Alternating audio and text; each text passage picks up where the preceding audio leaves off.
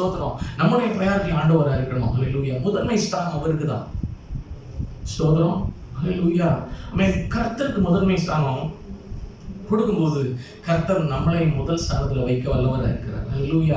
தாவீது ராஜாவோட வாழ்க்கையில நீங்க பாருங்க, ஆமென், அவரே எனக்கு பங்குன்னு சொல்லிட்டு எல்லா நேரங்களிலும் அவரே துதிக்கிறவராக காணப்பட்டார். ஸ்தோத்திரம். சோதனை நேரங்கள் அப்சலோம் ஆமென் நாட பிடிச்சிட்டு இருக்கும்போது இவர் காட்டுல போகும்போது அங்கேயும் தேவனை துதிக்கிறவராக இருந்தார். ஸ்தோத்திரம். ஹல்லேலூயா. ஆமென். ஆடுகள் மேய்க்கும் போது அவரை துதிக்கிறவராக இருந்தார். ஒரு ராஜா வாழப்போது அவருக்கு தான் முதல் ஸ்தானம் கொடுத்தாரு. ஹல்லேலூயா. அவர் தெருக்களில என்னை ராஜாவாக்கின, ஆடு மேய்க்கிறவர்ல இருந்து என்னை தூக்கி ராஜாவாக்கின அவருக்கு மகிமை செலுத்தி தன்னை இழிவுபடுத்தி அவர் ஆடிக்கிட்டே வராரு. ஸ்தோத்திரம். ஸ்தோத்திரம். ஹல்லேலூயா. கர்த்தருக்கு முதன்மை. ஸ்தோத்திரம். ஹல்லேலூயா.